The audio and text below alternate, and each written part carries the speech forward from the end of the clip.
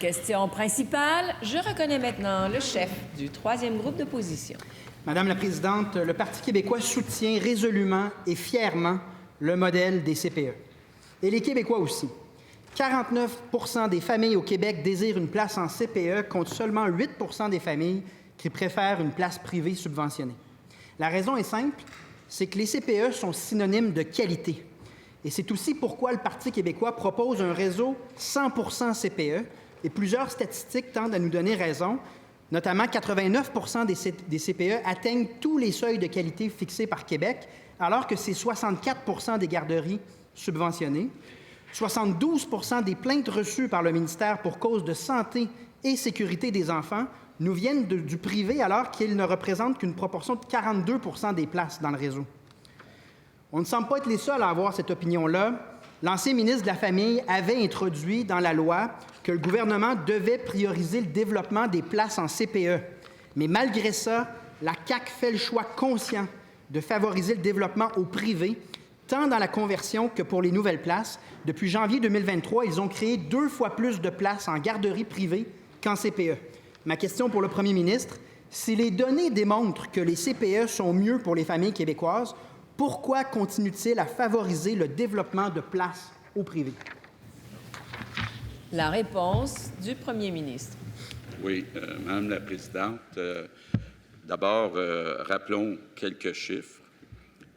Depuis le lancement du grand chantier, on a créé 15 930 places en installation, que ce soit des CPE ou des garderies subventionnées, 6 411 places en milieu familial et 6 248 places converties, donc des non subventionnés qui sont devenus subventionnés.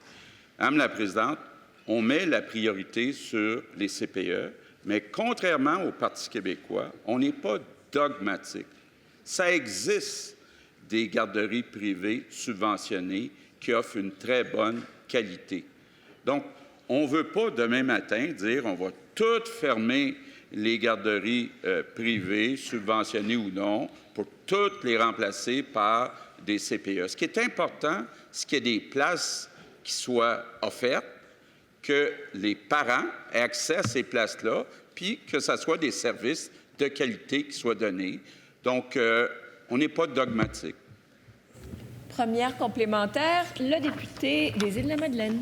Madame la Présidente, le gouvernement a fait le choix du privé plutôt que de compléter le réseau de CPE. C'est ça la conclusion à laquelle on peut en venir sur les chiffres actuellement. Et ça va à l'encontre de la loi que le gouvernement a lui-même adoptée au printemps 2022 en disant que les places subventionnées doivent aller en CPE. Et là, on voit la conversion qui se fait. Il y en a 5 800 des places en garderie subventionnée contre 200 pour les CPE. Trouvez la logique? La réponse de la ministre de la Famille.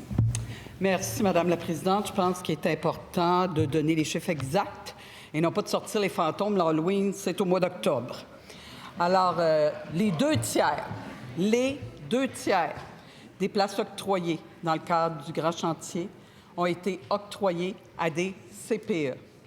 Actuellement, 80 % des places en réalisation sont en centre de la petite enfance. Ça, c'est la réalité des places octroyées et des places en réalisation. Alors oui, on est très heureux d'avoir effectivement procédé à la conversion parce que les parents du Québec veulent pouvoir avoir accès à des places... Deuxième complémentaire, et je reconnais le député de Jean Talon. J'entends, le gouvernement n'est pas dogmatique. Pourtant, je suis sorti il y a quelques semaines avec la directrice de la Villa Montessori, qui est une garderie privée qui veut être convertie en CPE. Un projet extraordinaire, mixité sociale, composante intergénérationnelle, service aux poupons et aux enfants avec des besoins spécifiques, un modèle de conversion. Et pourtant, le gouvernement refuse la conversion. Elle dit, on nous met des bâtons dans les roues, c'est incompréhensible ce qui se passe.